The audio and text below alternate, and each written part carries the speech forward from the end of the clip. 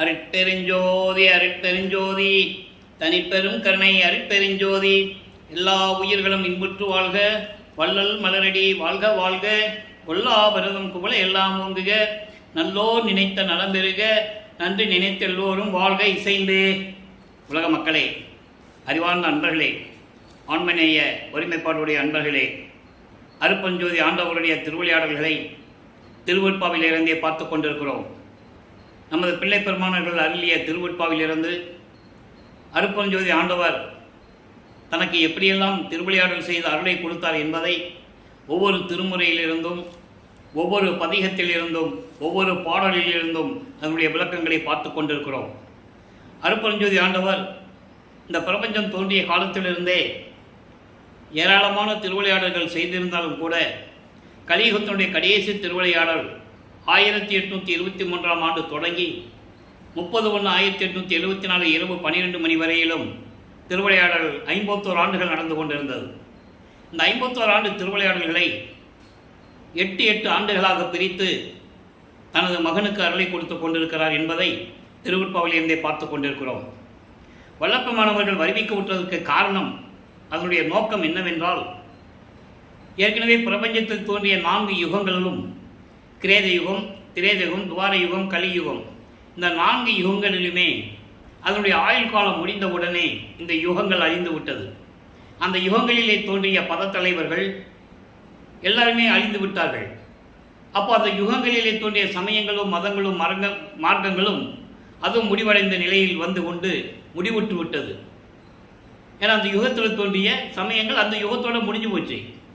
அதே மாதிரி அந்த யுகத்தில் தோன்றிய மார்க்கங்கள் அந்த யுகத்தோடு முடிஞ்சு போச்சு. அதே போல் அந்த யுகத்திலே தோன்றிய மதங்கள் எல்லாம் அதோடு முடிஞ்சு போச்சு. அதனுடைய விளக்கங்களை உலக மக்களுக்கு யாரும் தெரிவிக்காததால் இன்னும் அந்த நிலையிலிருந்து நீடித்து கொண்டிருக்கிறார்கள். மக்களும் இதை நம்பிக்கொண்டு வழிபட்டு கொண்டிருக்கிறார்கள் என்பதை திருவெட்பாவிலே நாம் தெளிவாக பார்த்து கொண்டிருக்கிறோம். அப்போ அந்த யுகங்களும் அந்த யுகங்களிலே தோன்றிய சமயங்களும் மதங்களும் மார்க்கங்களும் மறைந்த பிறகு உலக மக்களுக்கென்று ஒரு யுகம் வேண்டும். இப்போ ஒளி யுகத்திலே இருந்து கொண்டிருக்கிறோம். விளப்பமானவர்கள் இதை சதுர்யுகம் என்று கூறுவார்கள். ஒளி யுகத்திலே, இந்த யுகத்திலே மக்களுக்கென்று ஒரு ஆன்மீக மார்க்கம் வேண்டும். அந்த ஆன்மீக மார்க்கம் சமரசமாக இருக்க வேண்டும். உலக மக்கள் அனைவரும் அந்த மார்க்கத்தை ஏற்றுக்கொள்ளும்படியான நிலையில் இருக்க வேண்டும். இறைவன் ஒருவன் என்ற நிலையில் இருக்க வேண்டும். அதற்காகவே அருட்பெருஞ்சோதி ஆண்டவர் சுத்த சன்மார்க்கத்தை நிறுவி அதை தன் மகன் கையில் ஒப்படைப்பதற்காக தன் அருளால் ஒரு ஆண்மகனை பெற்றெடுத்து செல்வப்பிள்ளை என்று வளர்த்து கொண்டிருக்கிறார். காலமே நெருங்கி கொண்டிருக்கிறது. ஏற்கனவே 5 தொழில்களை படைத்த பிரம்மன், திருமால், ருத்திரன், மகேஸ்வரன் அவருடைய ஆயுள் காலம் முடிந்து அந்த 4 பேருடைய தொழில்களையும் சேர்த்து சதாசிவம் செய்து கொண்டிருக்கிறார். சதாசிவத்தினுடைய ஆயுள் காலம் முடிவடைய 51 ஆண்டுகள் இருக்கின்ற நிலையில் இந்த 51 ஆண்டுகளுக்கு பிறகு இந்த பிரபஞ்சத்தை இயக்குவதற்கு ஒரு ஆள் வேண்டும். அதற்காகத்தான் தன் மகனை செல்வப்பிள்ளை என்று பெயரிட்டு வளர்த்து கொண்டிருக்கிறார் அருட்பெருஞ்சோதி ஆண்டவர். காலங்கள் நெருங்கிக் கொண்டிருக்கிறது. எனவே தனது மகனை இந்த பூலோகத்திற்கு ஒரு தாயின் வழியாக வருவிக்க செய்தார். வல்லப்பமானவர்கள் வருவிக்க உற்ற இடம் சிதம்பரம் அருகிலே மருதூர் என்ற ஒரு கிராமம். அந்த கிராமத்திலே சைவ குலத்தில் இருக்கின்ற ராமையா பிள்ளை சின்னையம்மையருடைய தம்பதியர்களுக்கு மகனாக வருவிக்க உற்றார். வருவிக்க உற்றார் என்பது இறைவனுடைய செயலால் வருவிக்க உற்ற பிள்ளை. நல்லா புரிஞ்சுக்கணும். மீதி எல்லாருமே பிறந்தார்கள், அவதரித்தார்கள். பிறந்தவர்களும் அவதரித்தவர்களும் இறக்க வேண்டும். ஆனால் வருவிக்க உற்றவருக்கு பிறப்பு இறப்பு இல்லை, இறைவனால் நேரடியாக. நல்லா புரிஞ்சுக்கணும். இதை மக்களிடம் யாரும் சொல்லவில்லை. சிவபுராணங்களிலும் மற்ற புராணங்களிலும் காவியங்களிலெல்லாம் இறைவனுடைய திருவிளையாடல்கள், சிவபெருமானுடைய திருவிளையாடல்களையும் திருமால் என்னென்ன செய்தார் என்பதையெல்லாம் சொன்னார்கள். அவங்க அந்த சமயங்களிலே இருந்தபோது அந்த சமயத்தினுடைய தலைவர்கள் சொன்னார்கள், மக்களுக்கு தெரிந்தது. உதாரணமாக சிவபெருமான் நெற்றிக்கண்ணிலிருந்து முருகனை வருவிக்க செய்தார். காரணம், அதுக்கு ஒரு நோக்கம் இருந்தது. பிற்காலத்தில் ஒரு அசுரனை அழிக்க வேண்டும் என்ற ஒரு நோக்கம், அதனாலே வருவிக்க செய்தார் என்பதை மக்கள்கிட்ட சொன்னார்கள். நல்லா புரிஞ்சுக்கணும். அதே மாதிரி நமது பிள்ளை பெருமான் அவர்கள் சுத்த சன்மார்க்கத்தை உலக மக்களுக்கு சொல்ல வேண்டும். உலக மக்களை எல்லாம் சுத்த சன்மார்க்கத்தில் இணைக்க வேண்டும். உலக மக்களால் ஒற்றுமையோடு வாழ வேண்டும். முரண்பாடுகள் இல்லாமல் உலக மக்களெல்லாம் இன்புற்று வாழ வேண்டும் என்பதற்காகவே, உலகியலில் இருந்து வர வேண்டும் என்பதற்காகவே ஒரு தாயின் வழியாக வருவிக்க செய்தார் என்பதை நான் பதிவு செய்ய கடமைப்பட்டிருக்கிறேன். அதை திருவருட்பாவை பாடல்களிலே ஆதாரங்கள் உண்டு. ஆன்ற சன்மார்க்கம் அணிபெற என்னைத்தான் ஈன்று அமுதளித்த இனிய நற்றாயே. அப்புறம் அவர் யார் ஈன்றது புரிஞ்சுக்கணும். அருட்பெருஞ்சோதி ஆண்டவர், அருட்பெருஞ்சோதி ஆண்டவர் தன் மகனை உருவாக்கி அவரை கொண்டு வந்து ஒரு தாயின் கருவறையிலே வைக்கிறார். அதுக்கான விளக்கங்களை நான் ஏற்கனவே நிறைய கொடுத்துருக்கேன். அந்த தாயின் கருவறையில் இருக்கும்போது இறைவனுடைய திருவிளையாடல் எப்படி நடந்தது? ஒரு தாயின் கருவறையிலே தனது மகன் பிண்ட வடிவத்திலே இருக்கும்போது அங்கே உள்ள உட்கார்ந்துக்கிட்டு நமது குழந்தை இறைவன் சொல்றாரு, ஐயோ என்ன இருட்டாக இருக்கிறதே என்று சொல்லும்போது அருட்பெருஞ்சோதி தன் மகனுக்கு ஒளி காட்டுகிறார் கருவறையில. அதை பார்த்து நமது குழந்தை இறைவன் சிரித்து மகிழ்கிறார். அதன் பிறகு தந்தையை எனக்கு பசிக்கிறதே என்று கூறும்போது அங்கே அருட்பெருஞ்சோதி அருளமதம் ஊட்டுகிறார் தன் மகனுக்கு. இதெல்லாம் எங்க நடக்குது? அந்த தாயின் கருவறையில் இருக்கும்போதே நடக்குது. திருவருட்பாவை பாடல்கள் உண்டு. கருவிலே கலந்த துணையை என்று கூறுவார், கருவிலே என்னை ஆட்கொண்ட இறைவனை என்று கூறுவார். நிறைய இடங்களில் விளக்கங்கள் உண்டு. அப்போ அந்த நிலைகளில் இருக்கும்போது இந்த பூலோகத்தை அவர் தொட்ட பிறகு ஒரு தாயின் கருவறையிலே 10 மாதங்களில் இருந்து அந்த 10 மாதங்களிலும் என்னென்ன நிகழ்ச்சிகள் கருவையிலே நடந்தது என்பதை பாடல்களின் மூலமாக நமக்கு அருளி இருக்கிறார்கள். அற்புதமான பாடல்கள் எல்லாம் உண்டு. வல்லற்பமான ஒரு வட்டத்துக்குள்ளே தான் நிறுத்தி கொண்டு பேசிக் கொண்டிருந்தார்கள். அவருடைய வருவையையும் அவர் வருவிக்கற்ற விதத்தையும் அவர் இறைவனுடைய பிள்ளை என்பதையும் எப்படியெல்லாம் திருவருளை பெற்றுக்கொண்டார் என்பதையும் உலக மக்களுக்கு சொல்லலை. அதனால மக்களுக்கு தெரியாது, வேற ஒன்றும் இல்லை. திருவருட்பாவில் அத்தனை விளக்கங்கள் உண்டு. அப்போ அந்த நிலையில் இருக்கும்போது இந்த பூலோகத்திற்கு வருவிக்க விட்ட பிறகு 5 மாத குழந்தையாக இருக்கும்போது ஏற்கனவே உலகையில் ஒரு இடத்துல திருவிழா நடந்ததுன்னா எல்லாம் கூட்டு போவாங்கல்ல. அந்த மாதிரி மருதூர்லேருந்து சிதம்பரத்துக்கு ஒரு திருவிழாவுக்கு கூட்டு போகிறாங்க. நமது குழந்தை இறைவனை எடுத்துக்கொண்டு செல்கிறார்கள். அந்த குழந்தை இறைவன் என்று அவங்களுக்கு தெரியாது. நல்லா புரிஞ்சுக்கணும். நீங்கள் ஒரு சாதாரண குழந்தை சாதாரண குழந்தைங்க எப்படி பிறக்குமோ அந்த மாதிரி இந்த குழந்தை பிறந்திருக்கு அப்படின்னு நினச்சிட்டு இருக்கிறாங்க. அப்போ அந்த குழந்தைய தூக்கிட்டு சிதம்பரத்துக்கு போகிறாங்க. அங்கே எல்லாரும் நடராஜனை வழிபடுறது வழக்கம் தானே. எல்லாருமே நடராஜன் வழிபடுறாங்க. இவருக்கு மட்டும் அருட்பெருஞ்சோதி ஆண்டவர் வெளியாக காட்டுகிறார். உருவம் இல்லாது தில்லை தலத்திடையே திரை தூக்க தரிசித்த போது வேய்வகை மேல் காட்டாதே. வேய்வகை மேல் காட்டாதே என்பது அணிகளை அணிந்து பட்டாடை அணிந்து கையில் சூலாயுதம் வச்சுக்கிட்டு உருவத்தோட எனக்கு காட்டாம எனது தந்தை மெய் ஊறவாம் என்று சொல்லுவார். எனது உண்மையான தந்தை இயற்கை உண்மை விளக்க கடவுளாகிய அருட்பெருஞ்சோதி ஆண்டவர் வெளியாக காட்டினார். அதுதான் சிதம்பர ரகசியம் என்று கூறுவார். ஆக இப்படியெல்லாம் நிகழ்வுகள் நடந்தவுடனே அவர்கள் சென்னைக்கு வர வேண்டிய சூழ்நிலை ஏற்பட்டு விட்டது. சென்னையிலே தங்கியிருக்கிறார்கள். ஏழுகணர் தெரு பகுதியிலே வீராசாமி முதலியார் தெருவிலே தங்கியிருக்கிறார்கள். நமது பிள்ளை பெருமான் அவர்கள் 1ஆம் ஆண்டிலிருந்து 8 ஆண்டுகளுக்குள் என்ன நடந்தது? ஏன்னா அருட்பெருஞ்சோதி ஆண்டவர் 51 வருஷத்தை பிரித்து 8 பிரிக்கிறார். 6 8 48. கடைசியில் 3 வருஷம்தான் மேட்டுக்குப்பம் சித்தி விழாகும். இப்போ ஒவ்வொரு 8 ஆண்டுகளிலும் நமது பிள்ளை பெருமானுடைய நிலை என்ன? அருட்பெருஞ்சோதி ஆண்டவர் தன் மகனுக்கு எப்படியெல்லாம் அருளை கொடுக்கிறார், காட்சி கொடுக்கிறார், எப்படியெல்லாம் திருவிளையாடல் நடக்குது, அதை தான் நம்ம இப்போ பார்த்துக்கிட்டு இருக்கோம். இப்போ 1ஆவது ஆண்டிலிருந்து நான் ஏற்கனவே கூறியிருக்கிறேன் அன்பர்களே, வல்லற்பெருமானுக்கு வயது இல்லை. அவரை பற்றி கூறும்போது 5வது வயசு, 6வது வயசு, 7வது வயசில் எப்படி இருந்தார், 10 வயசில் எப்படி இருந்தாருலாம் சொல்லக்கூடாது. வருவிக்க ஒரு ஆண்டிலிருந்து என்று சொல்ல வேண்டும். அவருக்கு வயது இல்லை. நல்லா புரிஞ்சுக்கணும் நீங்கள். அப்போ வருவிக்க ஒரு ஆண்டு 1ஆம் ஆண்டிலிருந்து 8 ஆண்டுகளுக்குள் என்ன நடந்தது? உலகியல்ல நம்ம உலக வழக்கப்படி என்ன செய்வாங்க? ஒரு குழந்தைக்கு 4 வயசோ 5 வயசு ஆச்சுன்னா ஒரு பள்ளிக்கூடத்தில் போய் சேர்ப்பாங்க. அதே மாதிரி இவரை கொண்டு போய் சேர்க்குறாங்க. படிக்க முடியல, அவரால் இருக்க முடியாது. அப்போ அவருக்கு தெரியாது, அவர் யாருன்னே அவருக்கு தெரியாது. அப்போ பள்ளிக்கூடத்துக்கு போக முடியாதுன்ட்டு வந்துட்டா வீட்டில் இருக்கிறவங்க என்ன பண்ணுவாங்க? திட்டுவாங்க, அடிப்பாங்க, ஏசுவாங்க, அப்படிலாம் செய்வாங்கள்ல, அதெல்லாம் தாங்கிக்கிட்டு இருக்காரு. அப்போ இவர் பள்ளிக்கூடத்துக்கு போகாமல் வீட்டிலேருந்து என்ன பண்ணுவார், காலையில் எந்திரிச்சு அங்கே கந்தக்கோட்டைன்னு ஒரு இடம் இருக்குது, அங்கே ஒரு முருகன் கோயில் இருக்குது சென்னைக்குள்ளேயே. அங்கே போனால் தனிமையில் இருக்கலாம், யாருக்கு தொந்தரவே இருக்காது. அங்கே போய் இருந்துட்டு இரவானான வீட்டுக்கு வர்றது. இங்கே ராமலிங்கம் எங்கேன்னு தேடுவாங்க. அவர் ராமையா பிள்ளை சின்னையமையரும் அந்த பிள்ளைக்கு ராமலிங்கன்னு பேர் வச்சாங்க இல்லையா. ராமலிங்கம். அருப்பஞ்சாண்டவர் அந்த பிள்ளைக்கு பேர் வச்சது செல்வப்பிள்ளை. மக்களால் பின்னால் அழைக்கப்பட்டவர் அருட்பிரகாச வள்ளலார் என்று அழைக்கப்பட்டார். அப்போ ராமலிங்கம் எங்கன்னு தேடுவாங்க இல்லையா. அப்போது இவர் வீட்டுக்கு வரும்போது திட்டுவாங்க, தினங்களை கதவு சாத்திடுவாங்க, கதவு திறக்க மாட்டாங்க, வெளியே திண்ணையில் படுத்துக்குவார். இப்படி தான் 8 ஆண்டுகள் நடந்து கொண்டு இருக்கிறது.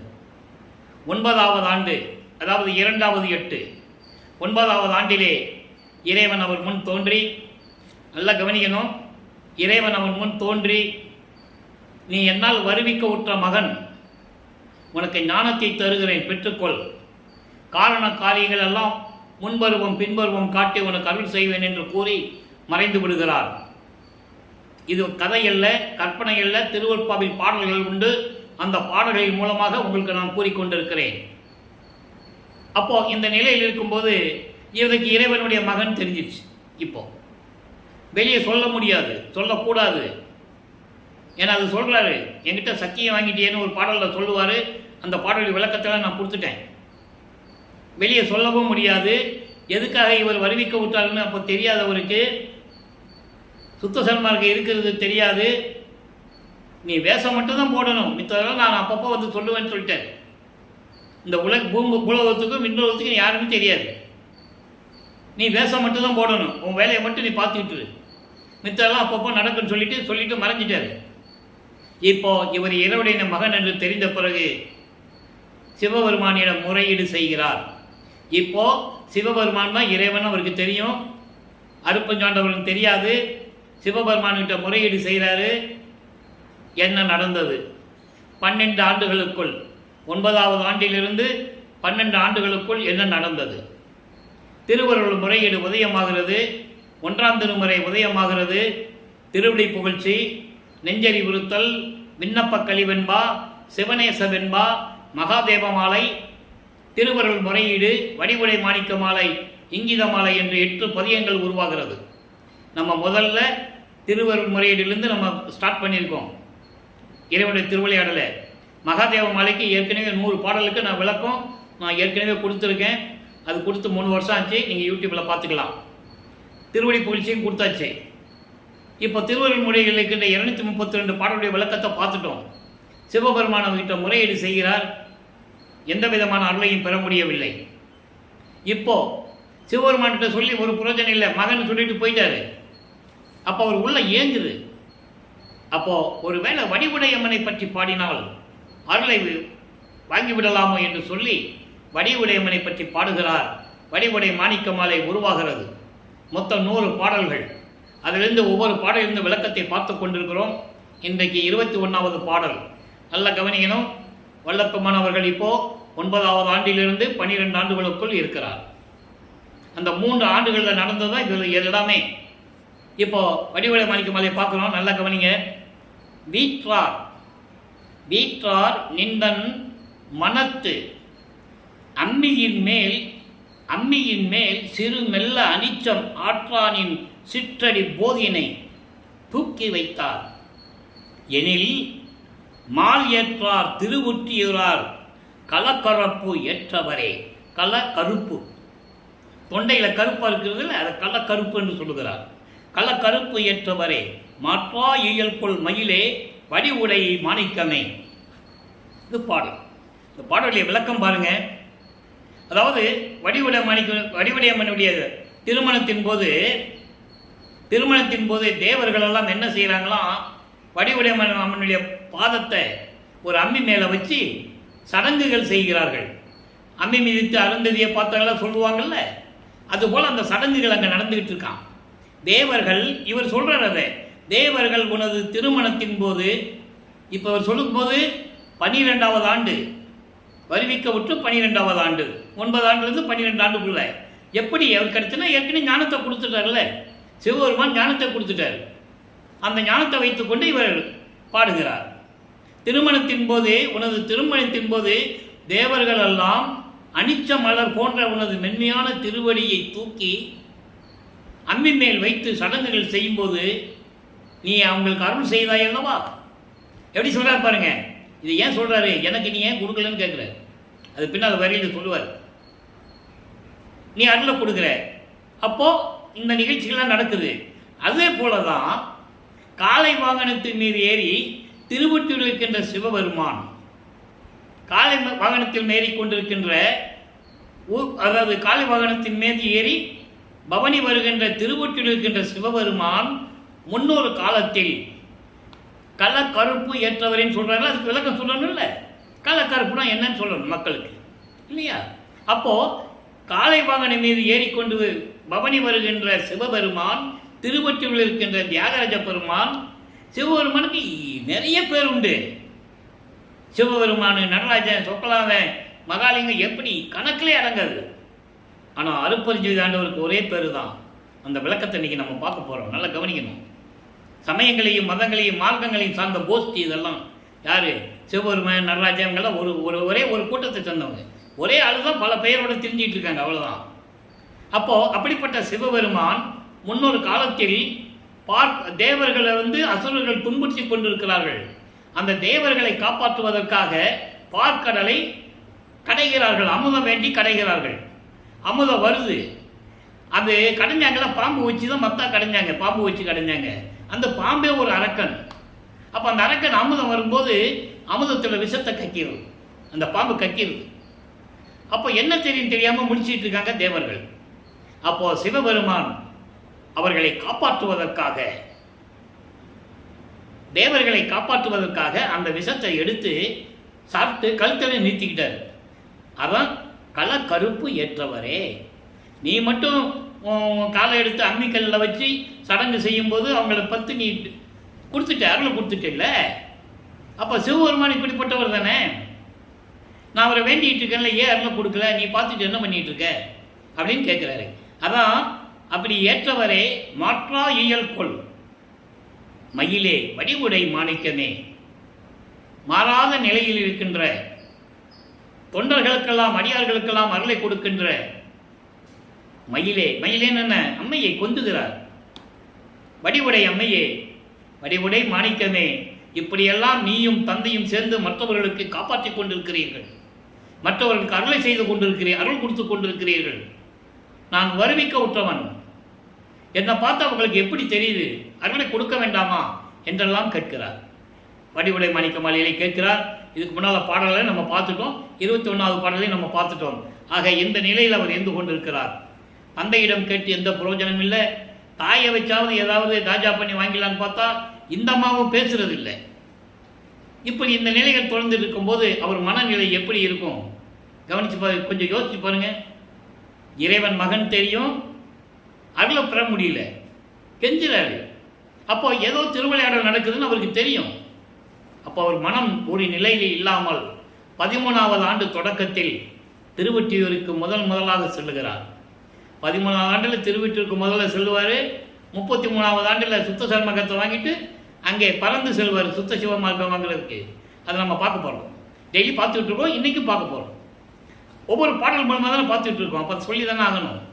அப்போது 13ஆம் ஆண்டு இங்கே வீரசாமி முதல் தெருவிலிருந்து அப்படியே நடந்து போகணும். அப்படியே போனீங்கன்னா அந்த ரோடு வழியாக போனீங்கன்னா திருவொற்றியூர் வந்துடும். அப்போ போகும்போது அங்கே சிவபெருமானை எப்படி வழிபடுகிறார் என்பதை 2ஆம் திருமுறையிலிருந்து பார்த்து கொண்டிருக்கிறோம். 2ஆம் திருமுறை உருவாகிறது. 113 பதிகங்கள், 1207 பாடல்கள். இதுவரை 26 பதிகங்களை நம்ம பார்த்துருக்கோம். 26 பதிகங்களிலும் இறைவனை பற்றி பாடி பாடி பாடி எந்த அருளையும் பெற முடியவில்லை. அப்போ திருமலை வயலுக்கு போகிறாரு. அங்கே மாசிலாமணி சொல்லி பாடுவார். அங்கேயும் எந்த விதமான பலனும் இல்லை. அப்புறம் திருவள்ளி தாயத்துக்கு வருவார். அப்போ அவர் எங்கே போனாலும் நடந்து தான் போகணும். கால் வலிக்க நடந்து தான் போகணும் அவர்.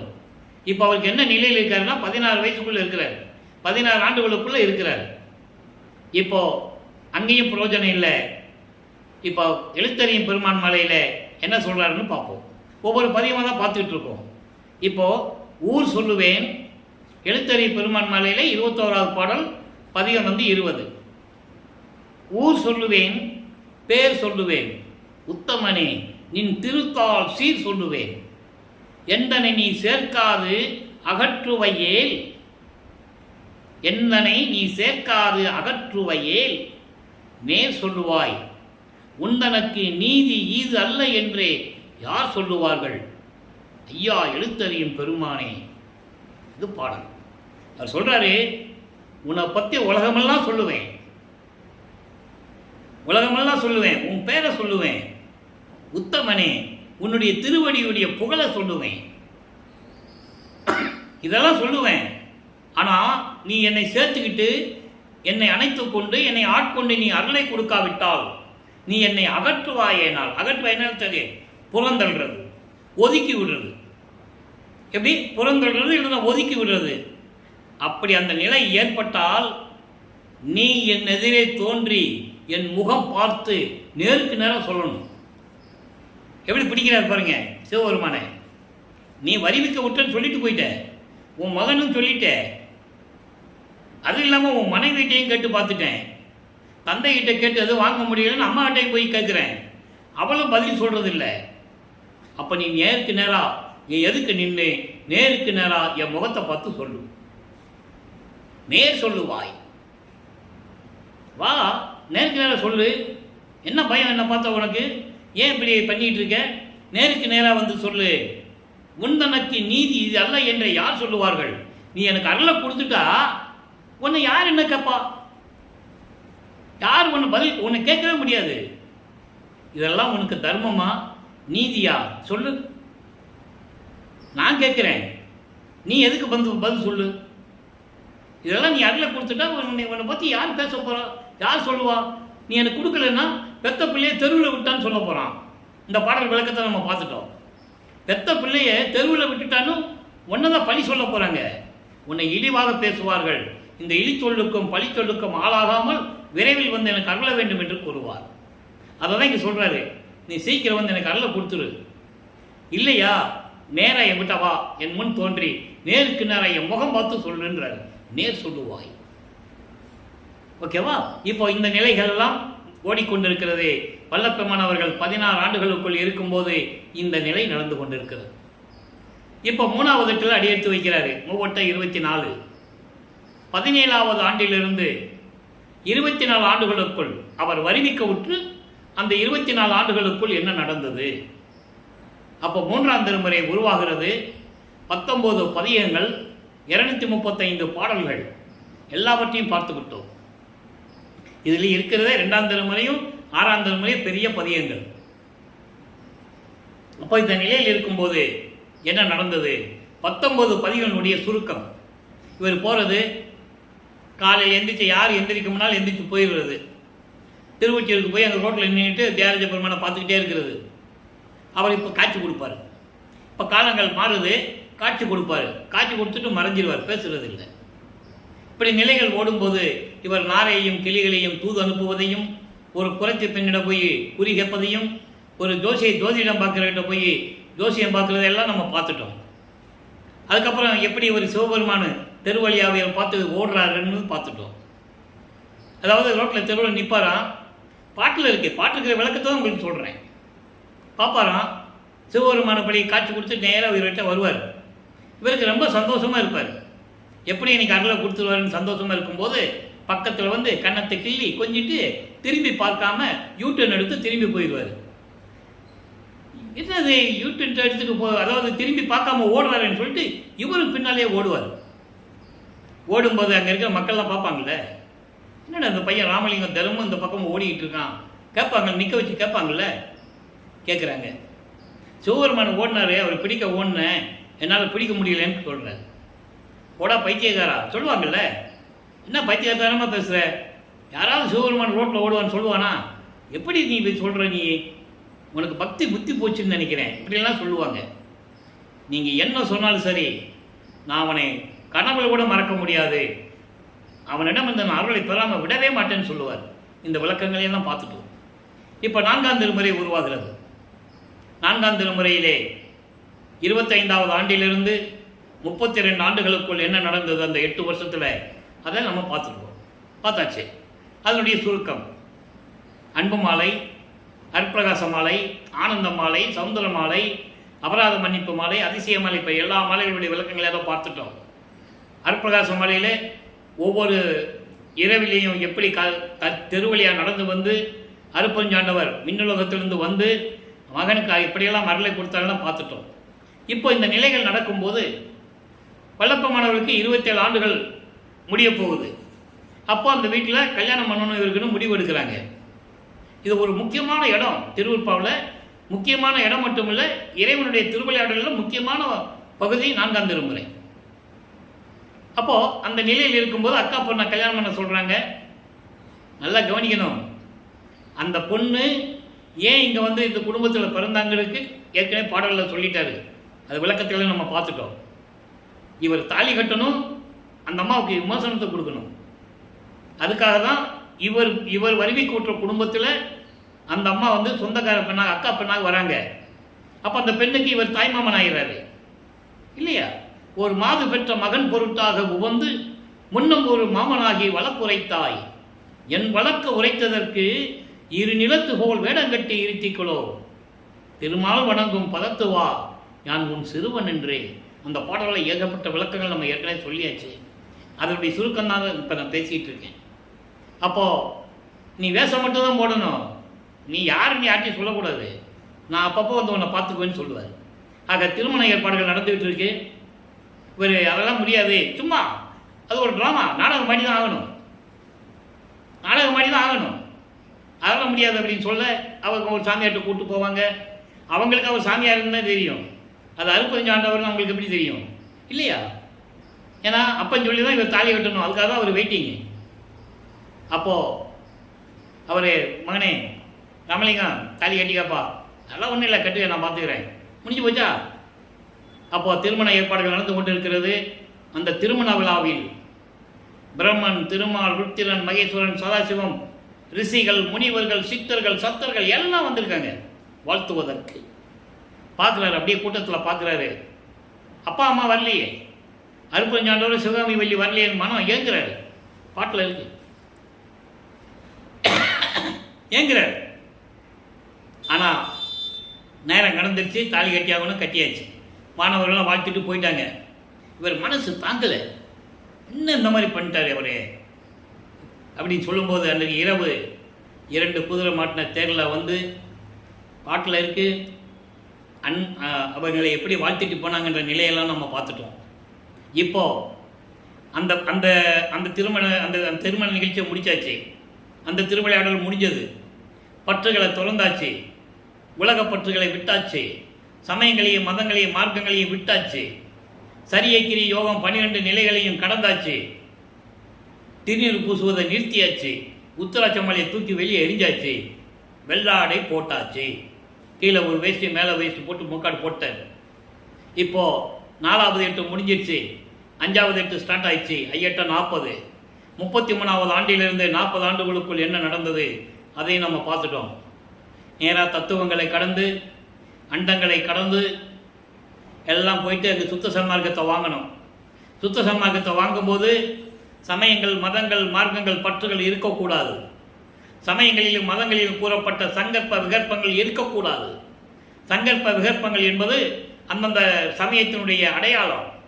சைவ சமயத்தின் அடையாளம் திருநீர் பூசிக்கொள்ளுவது, உத்தராட்சமலை போட்டுக்கிறது, தாடி வச்சுக்கிறது, சிவசிவா நமச்சிவாயா ஓம் சிவாய நமன்னு சொல்லிக்கிறது. இதெல்லாம் இருக்கக்கூடாது இனிமே. அதெல்லாம் விட்டுட்டு அங்கே போகிறாரு. அங்கே போகும்போது என்ன நடந்தது என்பதை தினமும் நம்ம சொல்லிகிட்டு இருக்கோம். இருந்தாலும் இன்றைக்கி ஒரு சுருக்கம், ஒரு 2 நிமிஷத்தில் அங்கே தேவர்கள் எல்லாம் காத்துக்கிட்டு இருக்காங்க, வெளியே நின்றுட்டு இருக்காங்க. ஆச்சரியப்படுறாரு. அப்போ தானே முதல்ல போகிறாரு. என்ன இது தேவர்கள் எல்லாம் இங்கே நிற்கிறாங்க அப்படின்னு கேட்குறாரு. உங்களுக்காக தான் எல்லாம் காத்துட்டு இருக்காங்க சாமி, தேவர்கள் தான் முதல்ல நிற்கிறாங்க, நீங்கள் எல்லாம் காத்துட்டு இருக்காங்க சாமி, நீங்கள் போங்க சாமி. ஏன் நீங்கள் வரலையா கேட்குறாரு. இல்லை சாமி, எங்களுக்கு அந்த தகுதி இல்லை, நீங்கள் போங்க. பாடல் உண்டு, கதை இல்லை, கற்பனை இல்லை, எல்லா பாடல்களும் உண்டு. கை காட்டுறாங்க, சைகை காட்டுறாங்களா, நீங்கள் போங்க சாமி, அங்கே பாருங்க, அங்கே போங்க, கை காட்டுறாங்க. இவர் நேராக போகிறாரு. அங்கே சிங்காசனம் இருக்கிறது. தந்தை அருட்பெருஞ்சாண்டவர் மகனை வரவேற்கிறார். மகனை இந்த ஆடைகளை கலைந்துவிட்டு புனித நீராடி பட்டாடை உடுத்தி மங்கள கோலத்துடன் வருவாயாக, 2.5 நாளிகையில் இவனுக்கு மணிமுகுடம் சூட்ட வேண்டும் என்று கூற, அதே போல இவர் அங்கே அமர்கிறார். மணிமுகுடம் சூட்டப்பட்டு சுத்த சன்மார்க்கத்தை கொடுக்கிறார். அதாவது சுத்த சன்மார்க்கத்தை பெற்றேன் என்று கூறுவார். இதை யாரும் மக்கள்கிட்ட சொல்லவில்லை. அதான் பெரிய விஷயம். சங்க அமைச்சாரு, சாலை அமைச்சாரு, சங்க அமைச்சாரு. மூலம் என்ன? மூலத்தினுடைய உண்மை என்ன? அதை சொல்லணும் இல்லை. சுத்த சன்மார்க்கத்தை பெற்றேன், இரவாமை உற்றேன் காண்தோழி. பார்க்க போறோம், விளக்கங்கள்லாம் பார்க்க போறோம். அப்போ சுத்த சன்மார்க்கத்தை பெற்றுக்கொண்டு சாகா கல்வியை கற்றுக்கொண்டு தந்தை கூறுகிறார், மகனை நீ பூலோகத்திற்கு சென்று வா, இன்னும் ஆண்டுகள் இருக்குது என்று சொல்ல நேர கருப்பலிக்கு வந்து உறைவிடமாக கொள்ளுகிறார். அதற்கு இடையில நடந்த நாடகத்தை எல்லாம் திருவிளையாடலாம் நம்ம பார்த்துட்டோம். அப்போது கருமொழியில் இருக்கும்போது என்ன நடந்தது? 9 ஆண்டுகள் இருக்கிறார். இப்போ 6வது எட்டில் வல்லற்பமான இருந்து கொண்டிருக்கிறார். 41வது ஆண்டிலிருந்து 48 ஆண்டுகளுக்குள் என்ன நடந்தது என்பதை இப்போ நம்ம பார்த்துக்கிட்டு இருக்கோம். இதெல்லாம் பார்த்துட்டோம். நம்ம 40 ஆண்டுகள் வரைக்கும் வல்லற்பமான்கள் வருவிக்க உற்று 40 ஆண்டுகள் வரைக்கும் என்னென்ன நடந்தது என்பதை ஒவ்வொரு நாளும் ஒரு பதிவின் மூலமாக நாம் அருட்பெருஞ்சோதி திருவிளையாடல் என்ற பதிவிலே பார்த்து கொண்டிருக்கிறோம். இன்று 245வது பதிவு. நல்லா புரிஞ்சுக்கணும். நீங்கள் இதுக்கு முன்னால் பார்க்காதவங்க நம்ம சேனலுக்கு போனால் நீங்கள் பார்த்துக்கலாம். அப்போ இந்த நிலையில் இருக்கும்போது அருட்பெருஞ்சாண்டவர் இவர் வர சொல்கிறாரு. அருட்பெருஞ்சாண்டவர் அங்கே கரும்புலிக்கு வராரு. தந்தையும் மகனும் உரையாடுகிறார்கள். அடுத்த கட்டத்துக்கு போகணும். இந்த பிரபஞ்சத்திலே ஜீவகாரணிய ஒழுக்கத்தை பற்றி யாருமே சொன்னதில்லை. பசியின் கொடுமையை யாரும் சொன்னதில்லை. பிணியின் கொடுமையை யாரும் சொன்னதில்லை. அப்போ இதெல்லாம் உருவாக வேண்டும். இதெல்லாம் உருவாகணும்னா தர்மசாலை வேணும். எல்லாருக்கும் பசியாற்ற வேண்டும். அப்பதான் சொல்ல முடியும். அப்போ ஏற்கனவே தந்தையும் மகனும் பேசியபடி வல்லப்பமானவர்கள் பார்வதி மக்களிடம் வந்து பேசுகிறார். அங்கே கருமொழியில் இருக்கும்போதே வந்து பேசுகிறார். இடத்தை தேர்வு செய்கிறார்களா தந்தையும் மகனும்? நல்லா புரிஞ்சுக்கணும். பாட்டில் இருக்கே. சும்மா இவர் வந்து இந்த இடத்துல தர்மசாலை பார்வதி மக்களுக்கு சொல்லி வாங்கல. அவங்க அப்பா சொல்றாரு எந்தெந்த இடம் எப்படி எப்படி இருக்கணும்னு சொல்றாரு, பாட்டில் இருக்கு. அப்போ அந்த நிலையில் இருக்கும்போது இந்த இடத்தை தேர்வு செய்கிறார்கள் தந்தையும் மகனும். உடனே பார்வதி மக்கள் சாமிக்கு கொடுத்துடலான்னு சொல்லி முடிவுக்கு வந்துடுறாங்க. அப்போ அந்த இடத்தை தானமாக பெற்றுக்கொண்டு கரும்புலியை விட்டு இங்கே வந்துடுறாரு. அங்கே விடை பெற்றுக்கொண்டு கரும்புலிக்கு ஒரு பேர் வரணும்ல, தண்ணீரால் விளக்கரித்த இல்லம் என்ற ஒரு பெயர் அங்கே துளங்குகிறது. அதனால் இங்கே வந்துடுறார். ஒரே நாளிலே 23/5/1867 ஆண்டு தர்மசாலையை நிறுவி ஒரே நாளில் தர்மசாலையை நிறுவி அன்றைய அணுக அடுப்பை மூட்டி உணவை சமைத்து பசியோடு வருகின்றவர்களுக்கு பசியாற்றி கொண்டிருக்கிறார் நமது இறைவன் வல்லப்பெருமானவர்கள். இப்போ அவர் எல்லா அருளையும் பெற்றுக்கொண்டார். 3 மட்டும் பாக்கி. அருட்பெருஞ்சோதியை கையில் வாங்கணும், திருவருள் செங்கோலாட்சியை வாங்கணும், அருட்பெருஞ்சாண்டவர் தன் மகனோட வந்து கலந்துக்கணும். இந்த 3 நடந்தது சித்திவளாகம் மேட்டுக்குப்பம். அங்கே தான் சன்மார்க்க கொடி கட்டியது, அங்கே தான் ஞானசரியை உருவானது, அங்கே தான் அகவல் உருவானது. அதெல்லாம் நம்ம பின்னால் பார்க்க போகிறோம். அப்போ இந்த நிலையில் இருக்கும்போது இங்கே தர்மசாலையில் இருக்கும்போது பசியாற்றி கொண்டிருக்கிறார்கள். இடையில நிறைய வேலைகள்லாம் நடக்குது. சங்கராச்சாரியர் வந்தது, அங்கே ஒரு சிறுவனை வைத்து 12 மொழிகளிலே பேச வைத்தது. இதெல்லாம் பார்த்து சங்கராச்சாரியர் சரண்டரானது. இதெல்லாம் நம்ம ஏற்கனவே செவி வெளிவந்த செய்திகள் உண்டு. பாடல்களில் இல்லை, செவி வந்த செய்திகள், செவி வெளிவந்த செய்திகள். ஓகே, அந்த விளக்கத்துக்கெல்லாம் நம்ம போக வேண்டாம், நிறைய பேசணும். அப்போ இந்த நிலைகள் இருக்கும்போது 1869ஆம் ஆண்டு ஆறுமுக நாவலார் ஒரு வழக்கு தொடர்கிறார். மஞ்சக்குப்பம் கடலூரிலே மஞ்சக்குப்பம் என்ற இடத்தில் இருக்கின்ற நீதிமன்றத்திலே ஒரு வழக்கு தொடர்கிறார். அந்த வழக்கினுடைய சாராம்சம், வடலூரிலே ராமலிங்க பிள்ளை என்ற ஒருவர் எந்த கல்லூரிக்கும் செல்லாமல், எந்த பாடசாலையிலும் கல்வி கற்காமல், புலமை பட்டம் பெறாமல், புலவர் பட்டம் பெறாமல், இலக்கணம் இலக்கிய பிள்ளைகளோடு பாடல்களை இயற்றிக்கொண்டு அதுக்கு திருவிற்பா என்று பெயரிட்டு சாதிகளையும் மதங்களையும் மார்க்கங்களையெல்லாம் அவமானப்படுத்தி கொண்டு எங்கள் மனத்தை எல்லாம் புண்படுத்தி கொண்டு அதுக்கு திருமறைகள் என்று பெயர் வைத்துக்கொண்டு அங்கே வடலூரிலே இருந்து கொண்டிருக்கிறார். அந்த திருவொற்பா பாடல்களை எல்லாம் மறுப்பா என்று அறிவிக்க வேண்டும் என்று வழக்கு பதிவு செய்து முத்துசாமி ஐயர் என்ற ஒரு ஐயரை வக்கீலாக வழக்கறிஞராக ஏற்றுக்கொண்டு இவர் வழக்கு பதிவு செய்து விட்டார். வழக்கு போட்டாச்சு, சமன் வருது, இறைவன்கிட்டையும் சமன் வருது. அங்கே எல்லாம் போயிட்டாங்க, வாதி போயிட்டாரு. வாதினா அவர் தான் வழக்கு தொழுந்தவர் வாதி, ஆறுமுக நாவலர். அவங்க கூட்டம் கூட இந்த கூட்டமெல்லாம் போயிடுச்சு. நல்லா கவனிச்சுக்கணும், இதை யாருமே அவரை சமாதானப்படுத்தலை. ஏன்னா எல்லாருமே சாதிகளையும் மதங்களையும் மார்க்கங்களையும் ஜாதிகளையும் பற்று கொண்டவர்கள். மல்லப்பமான சாதாரண ஒரு மனுஷனே நினச்சிட்டு இருக்கிறாங்க. நல்லா புரிஞ்சுக்கணும். நீங்கள் கூட இருந்தவர்களும் சரி, அவரை சுற்றி இருந்தவர்களும் சரி, அவர் இறைநிலையில் இருக்கின்றார்கள் என்ற எண்ணம் யாருக்குமே வரவில்லை. நல்லா புரிஞ்சுக்கணும் நீங்கள். அப்போது அவர்கிட்ட நீதிபதி வராரு. நீதிபதி பிரிட்டிஷ்காரர் தான் நீதிபதி. அப்போது அவர் வந்து உட்கார்றாரு. வாதெல்லாம் வந்துச்சு, வாதியெல்லாம் பிரதிவாதியெல்லாம் வந்தாச்சான்னு கேட்குறாரு. வாதி வந்து விட்டால் பிரதிவாதி வரவில்லை. யார நம்ம பெருமானை வளர்ப்பமான வரலன்னு சொல்கிறாங்க. அப்போது திடீர்னு ஏற்கனவே நீதிமன்றத்தில் கூப்பிடுவாங்க 3 தடவை. அது மாதிரி ராமலிங்க பிள்ளை ராமலிங்கத்தினை கூப்பிடும்போது டக்குன்னு வந்து நிற்கிறார். திடீர்னு அங்கேயே எழுந்தருளுகிறார். ஆனால் செவி வெளி வந்த செய்திகள்லாம் எப்படி, இங்கே இந்த மாட்டு வண்டியில் போனார், நடந்து போனார், கூட 10 பேரை கூட்டு போனார், இப்படியெல்லாம் சொல்லுவாங்க. சொல்கிறது என்ன வேணால் சொல்லல, வாய் இருந்தால் என்ன வேணால் பேசலாம். ஆனால் அது அப்படி அல்ல. அங்கே எழுந்தருளுகிறார். எழுந்தறியிலே நீங்கள் தான் ராமலிங்க பிள்ளையா என்று நீதிபதி கேட்கும்போது காட்சி தருகிறார் நீதிபதிக்கு. உனக்கு எப்படி தெரியும்னு நீங்கள் என்ன கேட்கக்கூடாது. அது சூட்சமமான விளக்கங்கள் இருக்குது. இது மக்கள்கிட்ட யாரும் இதை மனதார சொல்லவில்லை, அதனால் மக்களுக்கு தெரியாது. சிவபெருமான் கோர்ட்டுக்கு போனது சொன்னாங்க, காமாட்சி அம்மா நீதிமன்றத்தில் போய் சாட்சி சொன்னது சொன்னாங்க, சமயபுரம் மாரியம்மா போய் சாட்சி சொன்னதெல்லாம் சொன்னாங்க. அதே போல் வல்லப்பெருமான் அருப்பஞ்சோதி ஆண்டவராக காட்சி கொடுத்தான்னு ஏன் சொல்லலை? சொல்லியிருக்கணும்ல, ஏன் சொல்லலை? சொல்ல முடியாது அவங்களால. அவங்க தான் ஜாதியிலையும் மதையிலையும் மார்க்கங்களை பற்று கொண்டவர்கள். வல்லப்பெருமானை எப்படி இறைவன் சொல்லுவாங்க? இதுக்கு ஏன் இறைவன் காட்சி கொடுத்தான்னு சொல்றேன்னா, நீதிபதி எந்திரிச்சு நிற்கிறார். அதான் சூட்சமமான விளக்கம். இவர் போன உடனே அவர் நீங்களா ராமலிங்க பிள்ளைன்னு கேட்கும்போது ஆமான்னு சொல்லும்போது இவருக்கு காட்சி கொடுத்த பிறகு அவர் நீதிபதி எந்திரிச்சு நின்றார். தெரியல அவருக்கு, நின்றார். அவர் நின்ன உடனே இவங்களாம் எந்திரிச்சு நின்னாங்க. வாதியாகிய ஆறுமுக நாவலரும் மற்றவங்க கூட போனவங்க எந்திரிச்சு நின்னாங்க. விசாரணை தொடங்குகிறது. உங்களை எந்த கல்லூரியிலையும் படிக்காம இருக்கிறீங்களா? புலமைப்பட்ட பெறவில்லையா?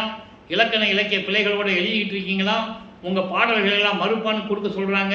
நீங்கள் இதை பற்றி என்ன சொல்கிறீங்க? நீதிபதிக்கா பரல. இவர் சொல்கிறாரு, இறைவன் அருளால் இயற்றினேன், நானாக இயற்றவில்லை. இறைவன் சொன்னான், இயற்றினேன். அப்போ கூட அவர் எனது தந்தை நாங்கள் சொல்லலை, அவருடைய மகன் இவருன்னு சொல்லலை.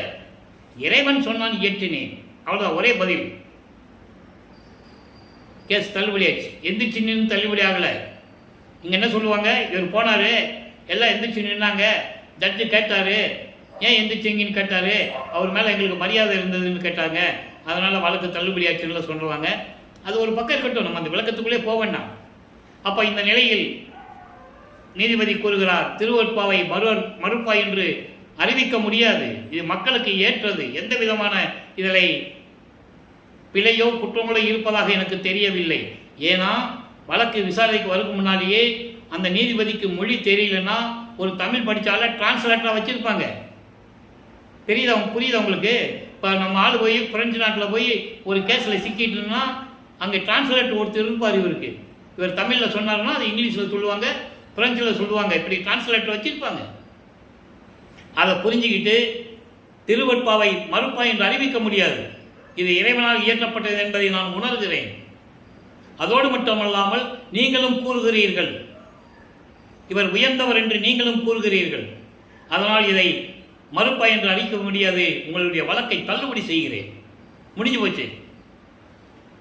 நீதியை பெற்றுக்கொண்டு நீதியை நிலைநாட்டிவிட்டு நமது இறைவன் அவர் நினைச்சிருந்தா என்ன வேணா பண்ணியிருக்கலாம். ஆனால் உலகியல் போலயே போகணும், உலகியல் இருக்கிற மாதிரியே இருக்கணும்.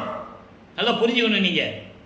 அப்போ அந்த நிலையில் இருக்கும்போது மறுபடியும் தர்மசாலையில் வந்து அமரும்போது ஜீவகாருண்ய ஒழுக்கம் உருவாகிறது. ஜீவகாருண்ய ஒழுக்கம் 7 பிரிவுகளிலே உருவாகிறது. பசி, பிணி, தாகம், இச்சை, எளிமை, பயம், கொலை. இதில் பசியும் கொலையும் பரஜீவகாருண்யம். அந்த விளக்கங்களை நம்ம பின்னால் பார்க்க போகிறோம். இப்போ உத்தரஞான சிதம்பரமாலை எப்படி உருவாச்சு, அந்த பாட்டுடைய விளக்கங்களாம் என்ன என்பதையும் பார்த்து விட்டோம். ஏன்னா இங்கே பெருவழி வர்றது அவர் ஏற்கனவே பாடலில் சொல்லிட்டாரு. இந்த இடம் இப்படி தான் இருக்கும், உலகம் போற்றக்கூடிய இடம் இதுன்றலாம் சொல்லிட்டாரு. அப்போ சத்தியஞான சபையில் கட்டலை, நல்லா புரிஞ்சுக்கணும் நீங்கள். அப்போ இந்த நிலையில் இருக்கும்போது நடராஜபதி மாலையும் சர்க்குணி மாலையிலும் எப்படி இறைவனை பற்றி சொல்லுகிறார் என்பதையும், அதிலே எப்படி இறைவன் இவருக்கு வந்து அருளை கொடுத்தார் என்பதையும் நாம் பார்த்து கொண்டிருக்கிறோம். நடராஜபதி மாலை 97வது பதிகம் 21வது பாடல். முதல்ல நல்லா கவனியணும். இறைவனை பற்றி முதல்ல சொல்லுவார், அதுக்கப்புறம் இறைவனிடம் எப்படி அருளை பெற்றுக் கொண்டார்னு சொல்லுவார். அதை பார்த்துக்கிட்டு இருக்கோம். உரை உரை விசுவம் உண்ட ஒளி வெளி, உரை விசுவம் உண்ட வெளி, உபசார்ந்த வெளி மேலே ஒரு மௌன வெளி, வெளியின் மேல் ஓங்கும் மா மௌன வெளி. இதுக்கு மட்டும் முதல்ல போல சொல்லிட்டு அப்பப்போ போவோம். இது எல்லாருக்குமே புரியாது. இறைவனுடைய அருளை பெற்றிருந்தால்தான், இறைவனுடைய தயவும் கருணையும் பெற்றிருந்தால்தான் இந்த விளக்கம் சொல்ல முடியும். நூல் விளக்கம் என்ன வேணாலும் சொல்லிட்டு போகலாம், உண்மையான விளக்கம் சொல்லணும்ல. உரை விசுவம் உண்ட வெளி என்பது நல்லா கவனிக்கணும். சிறப்போடு புகழோடு விளங்கக்கூடிய பெருவெளி. பெருவெளி, அந்த பெருவெளிக்கு மேல் இருக்கின்ற வெளி, அதுக்கு மேல் இருக்கின்ற வெளி அதான் உபசார்ந்த வெளி என்று சொல்கிறார். அதுக்கு மேல் இருக்கின்ற வெளி என்ன? பரவெளி. முதல்ல பெருவெளியை சொல்லுகிறார். பெருவெளியை வந்து எப்படி சொல்றாரு? உரை விசுவம் உண்ட வெளி, அது பெருவெளி. பெருவெளிக்கு மேல் இருக்கின்ற வெளி பரவெளி. இந்த 2 வெளிகளையும் சேர்த்தால் உபசார்ந்த வெளி என்று சொல்லுகிறார். இரண்டையும் சேர்த்து உபசாந்தம் என்பது 2 சேர்த்து, தவாந்தம் துவாந்தம் என்னென்னமோ சொல்லுவார் அவர். 2 வெளிகளையும் சேர்த்து உபசார்ந்த வெளி மேலே. அப்போ பெருவெளியும் பரவெளியும் 2 சேர்த்தா அதுக்கு மேல ஒரு வெளி இருக்கு. அது என்ன வெளி? ஒரு மௌன வெளி, பரம்பர வெளி. மௌன வெளி என்பது பரம்பர வெளி. அதுக்கு மேல ஒரு வெளி இருக்கு, ஓங்கு மாமௌன வெளி, பராபர வெளி. இந்த 3 வெளியை ஏன் சொல்றார் அப்படின்னா, முத்தேகத்தை உடையவங்களுக்கு அந்த வெளி இருக்கும். பரவெளி, பரம்பர வெளி, பராபர வெளி. பரவெளி என்பது சுத்த தேகம், பரம்பர வெளி என்பது பிரவண தேகம், பராபர வெளி என்பது ஞான தேகம். அந்த 3 வெளிகளுக்கு மேல் ஒருங்க எல்லாத்தையும் ஒன்றா சேர்த்து பரிபூரணமாக இருக்கின்ற இயற்கை உண்மை விளக்க கடவுளாகிய உண்மை வெளியே, அருட்பெருஞ்சோதியே, இறைவனுடைய நிலையை கூறுகிறார். ஏன் கூறுகிறார்? நடராஜனையும் அருட்பெருஞ்சோதியும் ஒன்னா சொல்லிட்டு இருக்காங்கல்ல, அது இல்லை. அதுக்காக இந்த மாலையை நமக்கு அருளி இருக்கிறார்கள். நடராஜன் வேற, அருட்பெருஞ்சோதி வேற. நீங்கள் நடராஜன் கோயிலில் போயெல்லாம் மகாமந்திரம்லாம் சொல்ல முடியாது. நல்லா புரிஞ்சுக்கணும். நீங்கள் இன்னும் அதை தான் சொல்லிட்டு இருக்காங்க, தவறு அது. நீங்கள் நடராஜனை பிடிக்குதா, சமயங்களையும் மதங்களையும் மார்க்கங்களையும் சார்ந்து நீங்கள் போங்க போங்க, என்ன வேணாலும் பண்ணிக்கங்க, எப்படி வேணால் நீங்கள் இருந்துக்கலாம். ஆனால் இங்கே சுத்த சமாகத்தை பெற்று நீங்கள் வடலூரோ சித்தி உலகமோ நீங்கள் கரும்புலியை வந்தோம்னா உங்களுக்குன்னு ஒரு நெறி இருக்கு, ஒழுக்கம் இருக்கணும். புலையும் கொலையும் தவிர்த்து இருக்க வேண்டும். மாம்சம் சாப்பிடக்கூடாது, சாப்பிட்டா வரக்கூடாது, திருநீர் பூசக்கூடாது. நான் சொல்லலை, வல்லப்பெருமான் சொல்கிறாரு. அந்த மக்களுக்கு நான் அவருடைய ஊழியன், நான் வள்ளலார் ஊழியன், எனக்கு சொல்வதற்கு கடமை இருக்கிறது, சுதந்திரம் இருக்கிறது. உறுதியாக சொல்லுவேன், யாருக்கு பயப்பட அவசியம் இல்லை. அந்த அளவுக்கு நமக்கு தயவை கொடுத்திருக்கிறார், கருணையும் அருளையும் கொடுத்திருக்கிறார். அப்போ அந்த நிலையில் இருக்கும்போது சொல்கிறாரு, திரையரு பெருங்கருணை வாரியே. திரையரு சொல்கிறாரா? திரையருன்னா என்ன? சமயங்களையும் மதங்களையும் மார்க்கங்களையும் ஒதுக்கியவன் இறைவன். சாதியும் மதமும் சமயமும் பொய்யென ஆதியில் உணர்த்திய அருட்பெருஞ்சோதி. அதான் இங்கே சொல்றது. திரையரு, திரையரு கருணை வாரியே. கருணை கடலே, வாரின்னா கடல். எல்லாம் மெய் சித்தே, எல்லா அருளையும் கூடக்கூடிய இறைவனே, எனக்கு வாய்த்த செல்வமே. எனக்கு கிடைத்த அருப்பெரும் செல்வமே, ஒன்றான தெய்வமே, ஒரே இறைவன், ஒன்றான தெய்வமே, ஆதியும் அந்தமெல்லாம் சுயமாக தோன்றிய இறைவன், ஆதியும் அந்தமில்லா தோன்றிய இறைவன் அருப்பெருஞ்சோதி. அப்படிப்பட்ட இறைவனே, உய்வகை தெரித்து என்னை வளர்த்த சிவமே. என்ன சொல்றார் பாருங்க, என்னை வளர்த்த சிவமே. பூலோகத்தில் மட்டுமல்ல, ஏற்கனவே பிரபஞ்சம் தோன்றிய காலத்திலிருந்தே இறைவனிடம் இருந்தவர். ஏனாதான் எனினும் யான் அம்மையினின் அடியேன் அணிந்தேன், இதயம் மலர்ந்தேனே என்று கூறுவார். புதியன் என்றே போக்குதொரோ நீர் பூர்வித்தினும் உனது பூங்கலலுக்கு அன்பு பூண்டவன் என்று கூறுவார். அற்புதமான பாடல்கள் எல்லாம் உண்டு. ஒவ்வொரு பூர்வீகத்திலும், அதாவது ஒவ்வொரு யுகத்திலையும் நான் இருந்தேன் என்று கூறுவார். அற்புதமான பாடல்கள் எல்லாம் உண்டு என்பவர்களே. அதான் இங்கே சொல்றாரு, என்னை வளர்த்து கொண்டிருந்த இறைவனே, எதுக்கு? உய்வகை அறித்து, உய்வகை தெரித்து, உய்வகைன்னா கடவுள் நிலை அடைவதற்கு, கடவுள் நிலை அறிந்து அம்மையமாவதற்கு என்னென்ன விளக்கங்கள் இருக்கின்றன எல்லாவற்றையும் தெரித்து என்னை வளர்த்த சிவமே. பறைநடு விளங்கும் ஒரு ஜோதியே. பறைநடு என்பது சக்தியோடு விளங்குகின்ற என் ஜோதியே. பறைநடு விளங்கும் ஒரு ஜோதியே. சக்தி வெளின்னு ஒரு வெளி இருக்கு, பறவெளி, அதாவது சக்தி வெளின்னு இருக்கு. அந்த வெளியில் விளங்கி கொண்டிருக்கின்ற இரு ஜோதியே, எல்லாம் படைத்திடுக என்று எனக்கே சொல்லிட்டாரா? எல்லாம் படைத்திடுக அப்படின்னு நினைத்தோம். பிரபஞ்சத்தினை இயக்குவாயாக என்று எனக்கே, எனக்கேனா எனக்கு மட்டும். திருவருட்பால் அந்த வார்த்தைகள் அருமையாக இருக்கும். இவர் எனக்கு மட்டும்தான் கொடுப்பேன், எனக்கேன்னு சொல்லுவார். தந்தை மகனுக்கு சொல்லும்போது உனக்கே தான் கொடுத்தேன்னு சொல்லுவார். பாடல்கள்லாம் உண்டு, அகவலில் பார்க்கலாம். அற்புதமான நிலைகள்லாம் உண்டு. சாவாய் நிலை இது தந்தனம் உனக்கே. அந்த உனக்கே எனக்கு என்ற வார்த்தைகள் ரொம்ப அற்புதமாக இருக்கும் திருவருட்பாவில். அப்போ அந்த நிலைகள்லாம் பண்புற உரைத்து, பண்புறன் என்ன? மகன் என்ற உரிமையோடு அருள் தன்மையோடு என்னை அருகில் அமர வைத்து எனக்கு சொல்லி, எனக்கு விளக்கி சொல்லி அருள் பேரமுது அளித்த மெய் பரமே. அமுது கொடுத்தாரு சொல்லுவாரு. மக்களுக்கு யார் சொல்லலையே, சோறு தின்னாருன்னு சொல்லுவாங்க. அவர் அமுதம் உண்டவர். அவர் அறியா பருவத்தில் சமயங்களிலும் மதங்களிலும் மார்க்கங்கள் இருக்கும்போது ஏதோ ஒரு வேளை உண்ட காலத்தில் அந்த உண்ட உணவெல்லாம் அமுதமாயிற்று என்று சொல்லுவார். இவருக்கு தெரியாது அது. அப்போ அவருக்கு தெரியாது.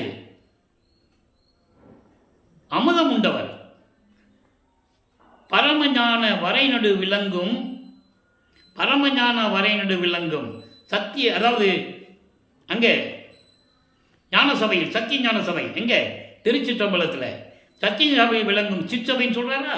சிற்றபை நடுவில் ஆனந்த வண்ணம் பேரின்பமாக திருவிளையாடல் செய்து கொண்டு அருள்நடனம் செய்து கொண்டிருக்கின்ற இறைவனே, மாறாத சன்மார்க்க நிலை நீதியே. மாறாத, அதாவது நிலையாக நின்று கொண்டு சன்மார்க்க நீதியிலே நின்று கொண்டு இருக்கின்ற இறைவனே, எல்லாம் வல்ல நடராஜ பதியே சொல்லிட்டாரா? இப்போ சர்க்குரமன் மேலே பாருங்க, ரொம்ப அற்புதமாக இருக்கும். உணரணும் இறைவனை. இவன் தான் இறைவன் என்ற உணர்வு இருக்க வேண்டும். சுத்த சன்மார்க்கம் என்ற நெறிகள் தனியாக இருக்கிறது. ஒவ்வொரு சமயத்திற்கும் ஒவ்வொரு மார்க்கங்களுக்கும் நெறிகள் உண்டு. அதே போன்று சுத்த சன்மார்க்கத்துக்கும் நெறிகள் உண்டு. குழப்பக்கூடாது, எதையும் போட்டு குழப்பிக்கிட்டு இருக்கக்கூடாது. அது விட்டுட்டு வந்துடணும். வரலையா நீ அங்கேயே இருந்துடணும், இங்கே வரக்கூடாது, சுத்த சன்மார்க்கத்துக்கு வரக்கூடாது. அவரே சொல்கிறாரு, இறைவனே சொல்லுகிறார், இப்படி இருந்தால் தான் இங்கே வரணும்னு சொல்கிறார். ஏன் சொன்னாருன்னு புரிஞ்சுக்கணும். ஏன்னா சுத்த சன்மார்க்க நிறைய மக்களுக்கு தெரியணும்னா அதெல்லாம் சொல்லி தான் ஆகணும். சொன்னால் தானே தெரியும்.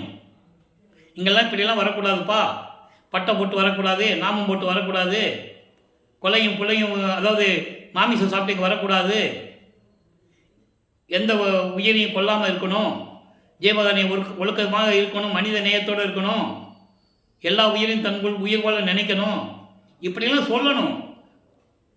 யாரும் சொல்கிறது இல்லையே. அவர் கூட்டத்தெல்லாம் கூட்டணும்னு சொல்லலை.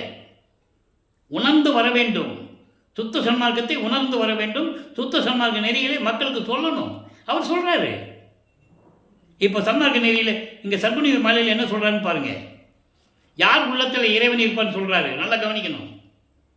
அதுக்காக தான் இந்த பாடல்களை சொல்லி உங்களுக்கு நான் விளக்கம் சொல்லிட்டு இருக்கேன். மேடையில் மைக்கு பேசி பேசுகிறவங்களாம் சும்மா சாதாரணமாக வாய்க்கு வந்தபடி பேசிட்டு போயிடுவாங்க. வெள்ளப்பமனை நான் ஏற்கனவே கூறியது போல ஒரு வட்டத்துக்குள்ளே நிப்பாட்டிட்டாங்க அவரை. இங்கே சொல்கிறார் பாருங்க சகோரிமணி மாலையில், கற்பனை முழுவதும் கடந்தவர் உள்ளத்து. கற்பனை முழுவதும் கடந்தவர் உள்ளத்து. கற்பனை கடந்தவர் யாரு? இது இப்படி இருக்குமோ அது அப்படி இருக்குமோ கற்பனை பண்ணுவாங்க. சமயங்களிலும் மதங்களிலும் மார்க்கங்களிலும் கற்பனை செய்து கொண்டு அவர்கள் கருத்துக்கேற்றவை வணங்கி கொண்டு அந்த சமயங்களிலும் மதங்களிலும் மார்க்கங்களில் சொல்லப்பட்ட மந்திரங்களை சொல்லிக்கொண்டு கற்பனையில் மிதந்து கொண்டிருக்கின்றவர்கள் உள்ளத்தில் இருக்க மாட்டார். அவர்கள் கடந்த உள்ளத்தில் இருக்கின்ற இறைவன். அப்ப யார் கடந்த உள்ளம் கொண்டவர்கள்? சுத்த சன்மார்க்கத்தை சேர்ந்தவர்கள், இறைவனை அருப்பெருஞ்சோதி ஆண்டவரை இறைவனாக ஏற்றுக்கொண்டவர்கள், ஜோதியை வழிபடுகின்றவர்கள், அருப்பெருஞ்சோதி அருப்பெருஞ்சோதி தனிப்பெருங்கனை அருப்பெருஞ்சோதி என்ற மகாமந்திரத்தை உச்சரிப்பவர்கள். அவர்கள்தான் கற்பனைகளை கடந்த உள்ளம் கொண்டவர்கள். கற்பனைகள் கடந்தவர் உள்ளத்தை கலந்து கொண்டு இனிக்கின்ற கற்பக கனியே. கற்பக கனி என்ன? கற்பக மரம், விருட்சம். அப்படிப்பட்ட இறைவனே அருப்பெருஞ்சோதியே. அடுத்த ஒரு வரி சொல்றார் பாருங்க, அற்பனை ஆண்டு கொண்டு அறிவு அளித்து அழியா அருள் நிலைதனில் உற அருளிய அமுதே. என்ன அற்புதமான வரி! அற்பனை ஒரு வார்த்தை சொல்லிட்டார்ல, என்ன அற்பன்?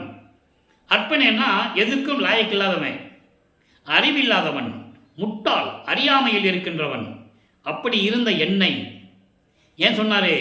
9வது ஆண்டில் ஆட்கொண்ட பிறகு அவர் சமயங்களையும் மதங்களையும் மார்க்கங்களிலும் இருந்து கொண்டு திருநூறு பூசிக்கொண்டு உத்தராட்ச மாலையை போட்டுக்கொண்டு சிவசிவா நமச்சிவாயின் சொல்லி கொண்டு இருந்தார்ல. அப்போ 9வது ஆண்டிலே ஆட்கொண்டார் இல்லையா? அதன் பிறகு இதெல்லாம் உனக்கு தேவையில்லை மகனே என்று கூறுவார். அந்த பதிகத்தை நம்ம நிலுவையில் வச்சிருக்கோம். பிரசாத மாலை 4ஆம் திருமுறையில் இருக்கு, அதை பின்னால் சொல்லுவோம்.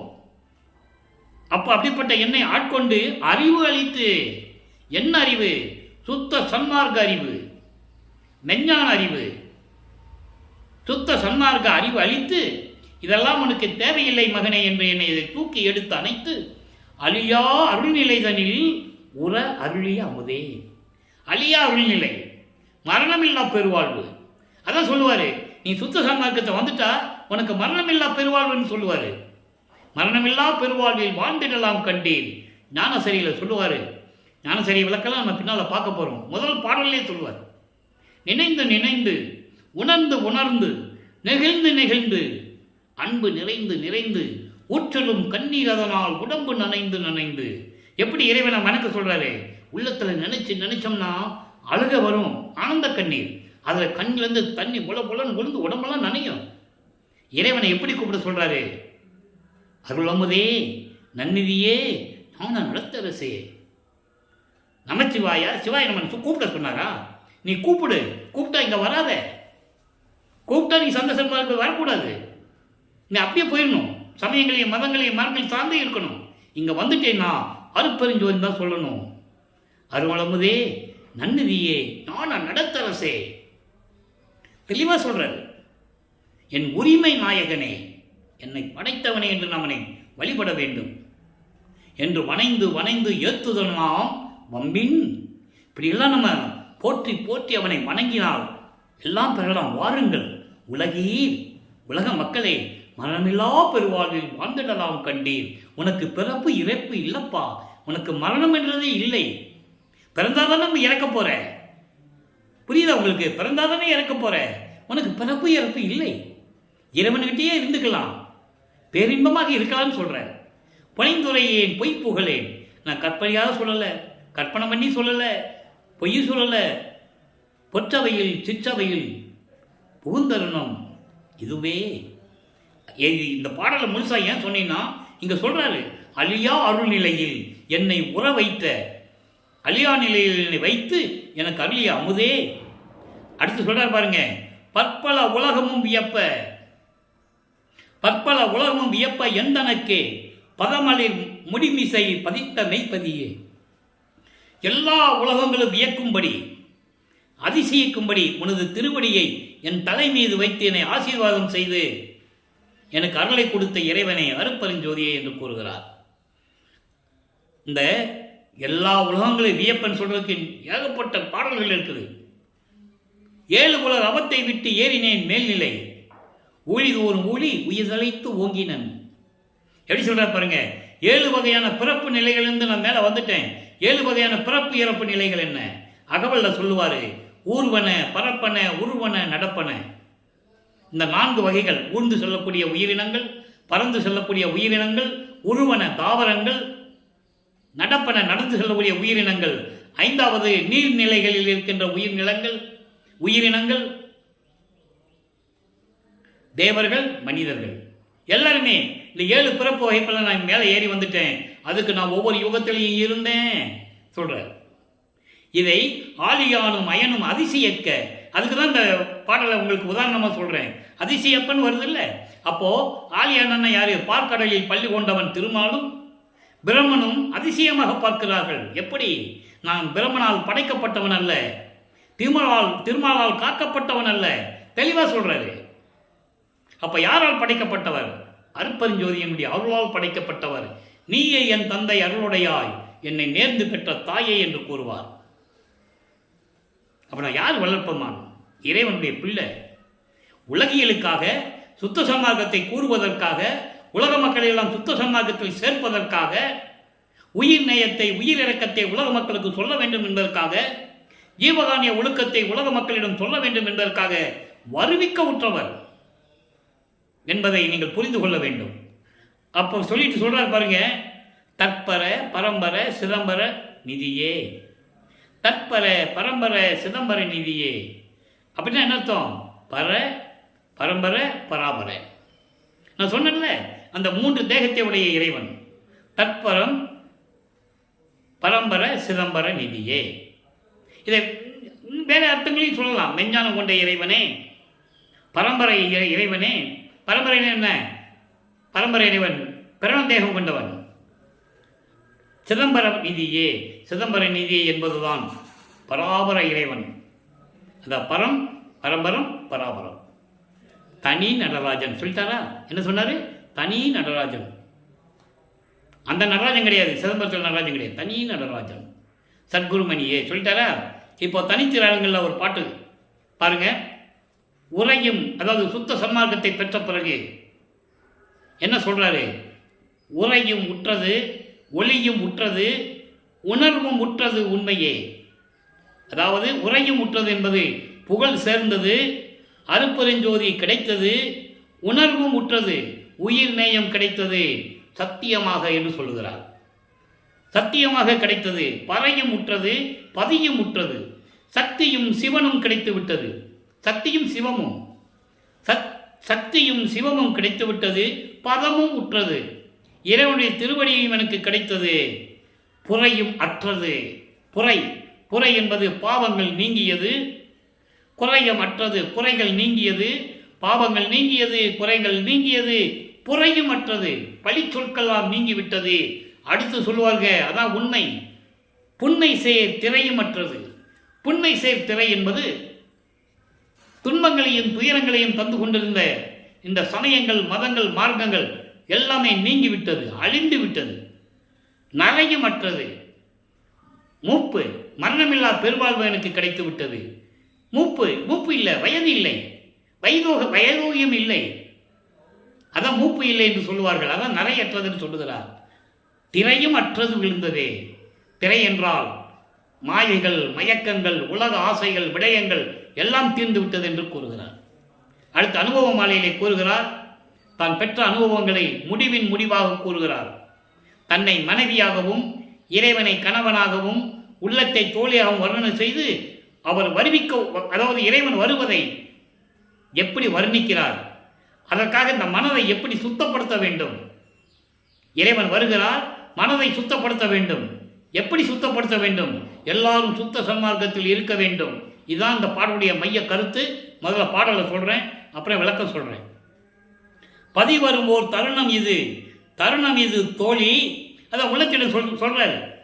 பரா கடையில், பராக்கு பார்க்காதுன்னு சொல்லுவாங்கல்ல உலகில். என்னப்பா நான் சொல்லிக்கிட்டு இருக்கேன், பராக்கு பார்த்துக்கிட்டே வர. எதையும் மனதில் வாங்காமல் நீ வாட்டு பராக்கு பார்த்துக்கிட்டே வரும்னு சொல்லுவாங்கள்ல, அதே சொல்கிறாரு. பராக்கடையில் மணிமாட பக்கம் எல்லாம் புனைக, அதிக நலம் பெறும் பளிங்கு மணிமேடை நடுவே அணையை அலங்கரித்திட நான் புகுகின்றேன் விரைந்து. நீ ஒன்றும் பண்ணாத, இதெல்லாம் நான் பண்ணிக்கிறேன்னு சொல்கிறாரு. விளக்கம் சொல்கிறேன். கதி தருவார் நல்வரவு சத்தியம் சத்தியம், நீ கழிப்பினோடு மணி விளக்கால் கதிர் வரவ நிறைத்து புதிய நவமணி குயின்ற ஆசனங்கள் இடுக, புண்ணியனார் நல்வரவை எண்ணி எண்ணி இனிதே. இது பாடல். அதாவது மனதை சுத்தப்படுத்த சொல்லுகிறார். சுத்த சன்மார்க்கத்தை, மனதை சுத்தப்படுத்துவதற்கு சுத்த சன்மார்க்கத்தை பெற்றுக்கொண்டு நான் வந்து கொண்டிருக்கிறேன். எனக்கு தான் தெரியும், உள்ளத்தை நான் சுத்தப்படுத்துகிறேன், நீ வெளி வேலையை பாரு. மனதிடம் சொல்லுகிறார், நீ வெளி வேலையை பாரு. அதனால் என்ன அர்த்தம்னா, உலக மக்களே சுத்த சன்மார்க்கத்தில் இருங்கள்.